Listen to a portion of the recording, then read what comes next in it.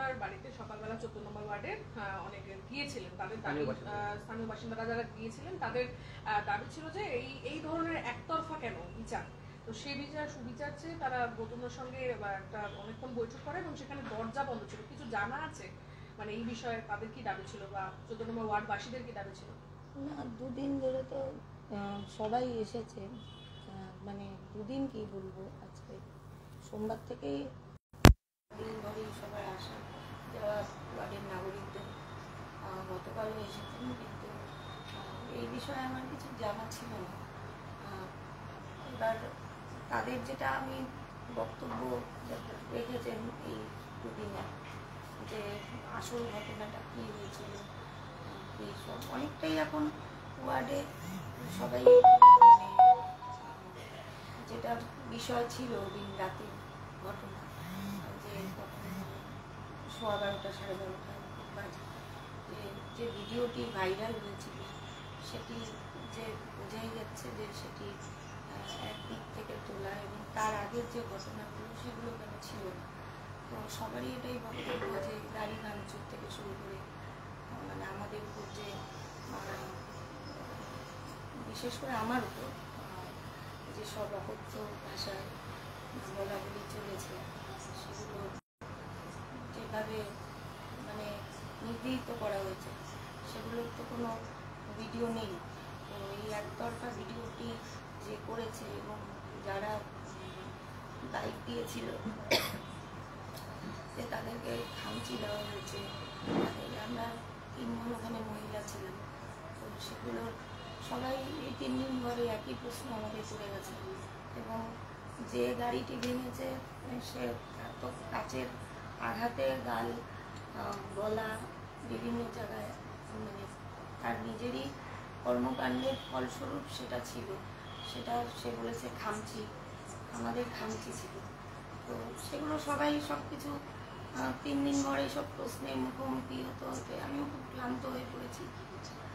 তো তারাও অনেকেই কালকে এসেছিল, পরশুও এসেছিল, একই যে যেখানে যেই আশ্বাস আমাকে দেওয়া হলো এবং এফআইআরও আমাকে করতে দেওয়া হলো, যে তারপরে যে সবারই বক্তব্য এটাই ছিল যে এফআইআরটা করলে না কেন বা করলেন না কেন।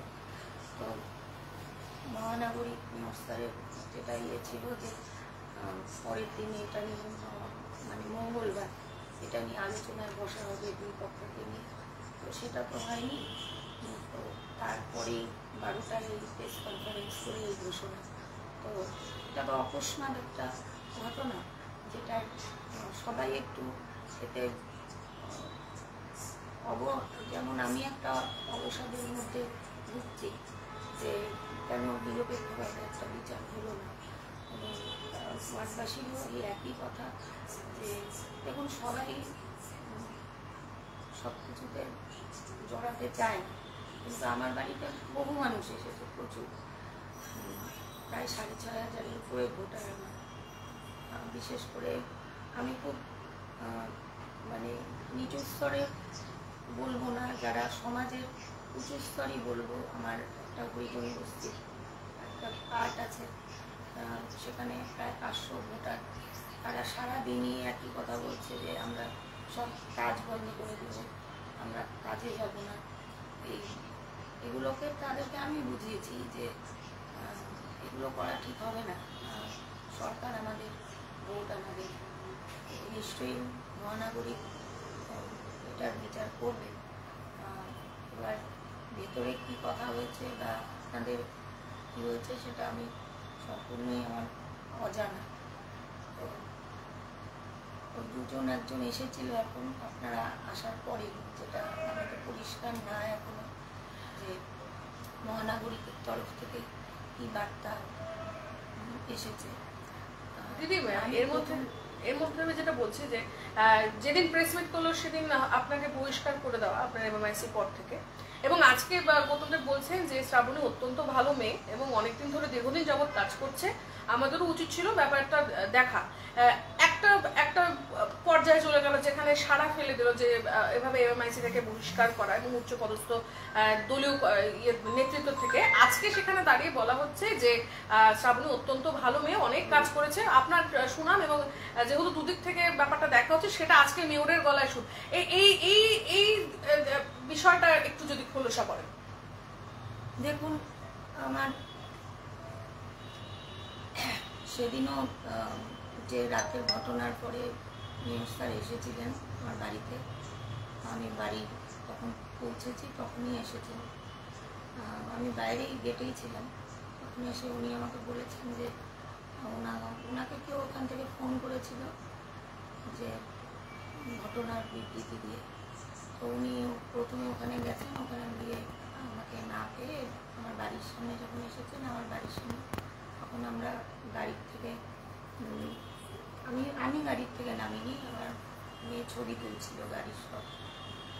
তো তখন উনি এসে বলেছিলেন যে পরের দিন উনি এটা নিয়ে দেখবেন, এবং সকাল থেকেই এই যে ছবিটা ভাইরাল হয়েছিল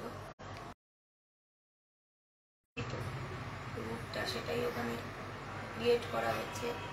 হয়তো যে করছিল আমি তাকেও চিনি, সে ওয়ার্ডের বাসিন্দা না, সে অন্য ওয়ার্ডে থাকে। তাকে আমি বাধাও দেওয়ার চেষ্টা করেছি। ভিডিওতে আপনারা শুনবেন কে হে কে হে বলছিলাম, আমাকে অনেক বয়সের ছোট। তো ওরা শোনেনি, ওরা খুব অ্যাডামেন্টলি ওইগুলো করে গেছে। সেখানে আমাদের পার্টিরও মেম্বার ছিলেন, প্রার্থনা বলবো না, যুব সভাপতি ছিলেন, উনিও কোনো হস্তক্ষেপ করেননি। উনি সবটাই দেখেছেন, একটু পরেই এসেছেন, এবং ওখান থেকে বেশ কিছু সবাইকে ডেকেও আনা হচ্ছে, সেটাও আমি খেয়াল করেছি। কেউই জিনিসটাকে প্রোলাইট করার চেষ্টা করেনি। তা আমারও যদি উত্তেজনা বেশি অধিক মাত্রায় ছিল, সেখানেও আমাকে তো যে দাঁড়িয়েছিল, যে টাউন টু যুব সভাপতি, তো বলা উচিত ছিল যে শ্রাবণী সে আমার থেকে বয়সে কম, এখন এগুলো বাদ দাও, সকালে দেখা যাবে। সেই পুজোর কর্ণধাত্র উনি, সেই জায়গাটাতে এই ঘটনা।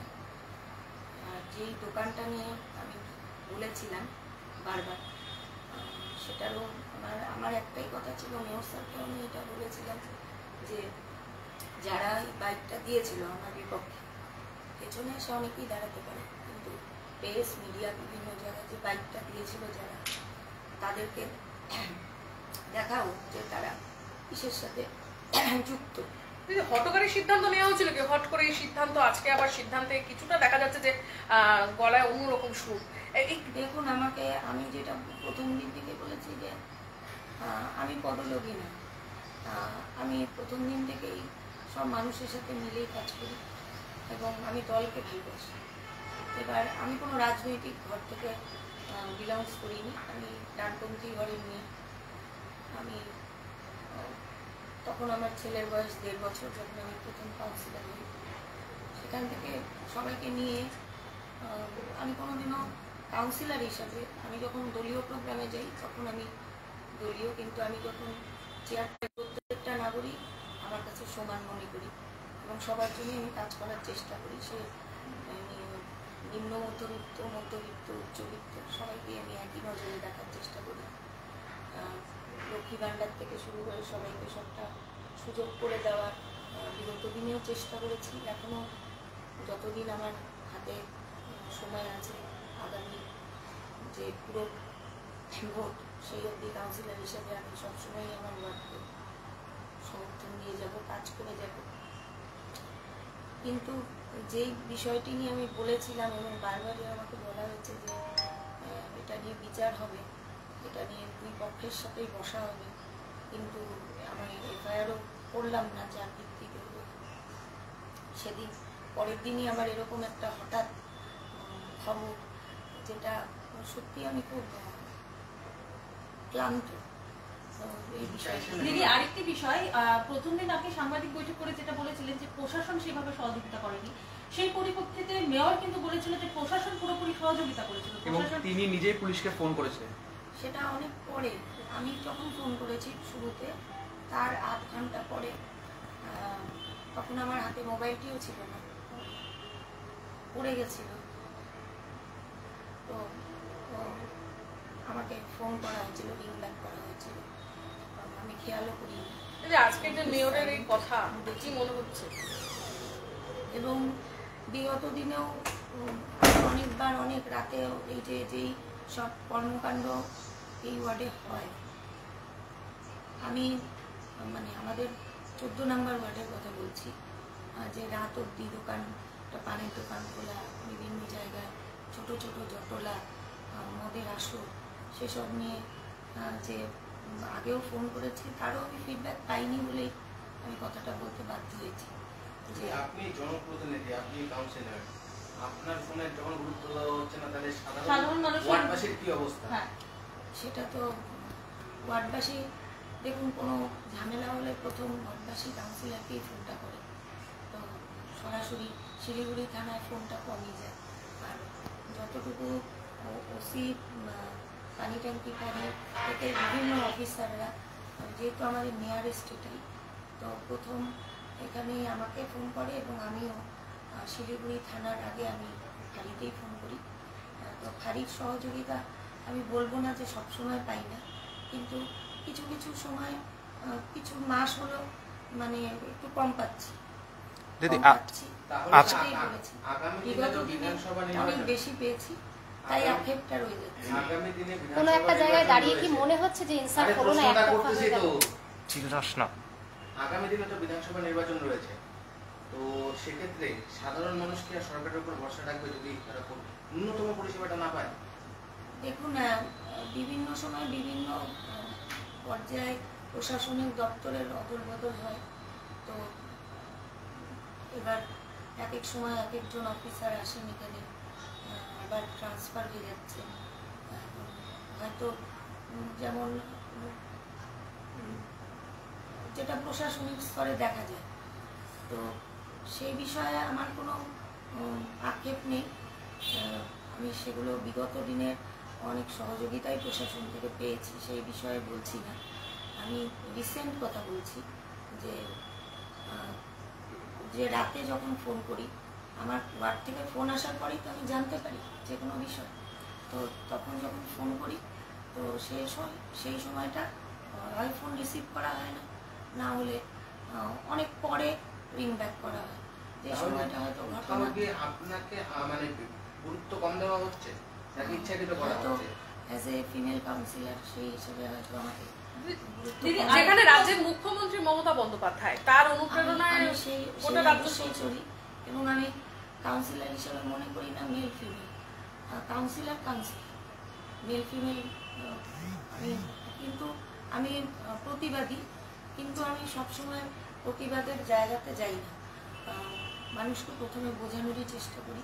এবং যেদিন ঘটনাটা হয়েছিল সেদিন থেকেই আমাদের যে গ্রুপ ছিল 14 নম্বর কাউন্সিলর গ্রুপ, এবং অনেক কিছু পদক্ষেপ নেওয়ার কথা তারা বলেছিল, আমি তাদের সবসময় বারণ করেছি যে এগুলো এখন করতে না, চুপ থাকতে, কারণ এটা আমাদের দলের থেকেই দেখা হচ্ছে। দিদি, আজকে যে ওরা যাবে, মানে 14 নম্বর ওয়ার্ডের বাসিন্দারা মেয়রের বাড়িতে যাবে, সেটা কি আপনি আগে থেকে জানতেন? না, সে বিষয়ে আমার কিছু জানা ছিল না। দিদি, আরেকটি বিষয়, আপনি যেমন বললেন যে প্রশাসনকে সেই সময় ফোন করার জন্য আপনার হাতে ফোন ছিল না, কিন্তু সেখান থেকে অভিযোগ উঠে এসেছে যে আপনি গাড়ি থেকে নেমে ভিডিও করছিলেন। না, আমার ফোনটা পড়ে গেছে। আচ্ছা, এবং তাদের দ্বারাই পড়ে গেছে। আচ্ছা দিদি, রাজ্য স্তরে কারোর সাথে কথা হয়েছে? দেখাতেও পারি। রাজ্য স্তরে কারোর সাথে কথা হয়েছে? না, কথা হয়নি। পরবর্তীতে মেয়রের সঙ্গে কোনো কথা, মানে মঙ্গলবারের পর? না, কোনো কথা হয়নি। মেয়র আপনার সাথে কোনো রকম কোনো আলোচনা করেনি? এই যে মেয়র বাতিল করার আগে আপনার সাথে কি বসা হয়েছিল? হ্যাঁ, ঠিক আগের মুহূর্তে আমার সাথে কথা হয়েছে। কোনো একটা জায়গায় দাঁড়িয়ে কি মনে, আগের মুহূর্তে কোনো একটা জায়গায় দাঁড়িয়ে মনে হচ্ছে কি যে ইনসাফ হলো না আপনার সাথে? দেখুন, এখন সামনে আমাদের বিধানসভা আছে, ঠিক আছে, কাউন্সিলর আমি চাই আমার ওয়ার্ডের থেকে খুব সুন্দরভাবে ভর্তি করতে, শারীরিকভাবে আমি একটু অসুস্থ এখন। তো এখন আমি মেয়র স্যারের উপরে প্রথম দিন থেকে 15 সাল থেকে ওনার হাত ধরেই রাজনীতিতে এসেছি, আস্থা রাখি। এবার ডিসিশন উনি নিয়েছেন, কিসের ভিত্তিতে নিয়েছেন ওনাকে আমি বারবারই বলেছিলাম যে এটা দেখাবো নিরপেক্ষভাবে, যে এই ভিডিও আজকাল অনেক ভাইরাল হচ্ছে, অনেকভাবে অনেক কিছু হচ্ছে, টেকনোলজি এখন অনেক ফাস্ট, তো সেটাকে নিরপেক্ষতার সাথে বিচার করা। দিদি বলছি যে আজ তো ওয়ার্ডবাসীরা মেয়রের সাথে দেখা করলেন, তো এখন আপনি কি চাচ্ছেন আর এই পুরো বিষয়টা? এবং কি ওয়ার্ডবাসী কিন্তু এটাও বক্তব্য রয়েছে যে ওয়ার্ডবাসী কিন্তু বারবার বলছে যে একতরফা বিচার করা হলো, আপনিও কি এটাই মানছেন যে মেয়র একতরফা বিচার করলেন? দেখুন, এখন আমাকে যেটা বলা হয়েছে সেটা হচ্ছে রাজ্য থেকে মেসেজ এসেছে, তো সে বিষয়ে তো আমার দলের শীর্ষ নেতৃত্বের যদি এই থাকে, বার্তা থাকে, তো আমি তো সেটাকে শিরোধার্য করে নিয়েছি। কিন্তু মানুষ, যারা জনগণ ওয়ার্ডে, তারা জিনিসটিকে মানতে না পেরেই হয়তো গেছেন, এবং আমার বাড়িতেও 2 দিন সবাই এসেছে এবং আমাকে জিজ্ঞেস করেছে। তা আমি পুরো বিস্তারিত খুলেই বলেছি। আবার আমার মহানাগরিকের সাথে কী কথা হয়েছিল, কি আমি মহিলাদের নিয়ে ওনার কাছে গেছিলাম প্রেস কনফারেন্সের পরে, যেটা আর প্রেস কনফারেন্সটা সকালে দুপুরে করার কারণটাও হলো আমার এই গলার প্রবলেম। আমাকে খুব প্রেশারে কথা বলতে হচ্ছে, আমি সকালে ওঠার পর থেকে চোখ ধুয়ে যাচ্ছি গলা, এটা আমার একটা গলার প্রবলেম আছে। কোনোভাবে দিদি আশার আলো দেখতে পাচ্ছেন কোনো? আজকে যে গৌতমদার তিনি বলেছেন যে উপরমহলের সাথে কথা বলে দেখবে, মানে আপনাকে যদি পুনর্বহাল করা হয় আপনি কি যোগ দেবেন? দেখুন, আমার সিদ্ধান্ত আমি এখন বলতে চাচ্ছি না, আমি এখনো ভাববার সেই জায়গাতে নেই। যেটা আমি চেয়েছিলাম সেটা হয়নি, এবার আমিও তো অবসাদে আছি। মানে আপনি এখনো পর্যন্ত ডিপ্রাইভড? আমার তো সেটাই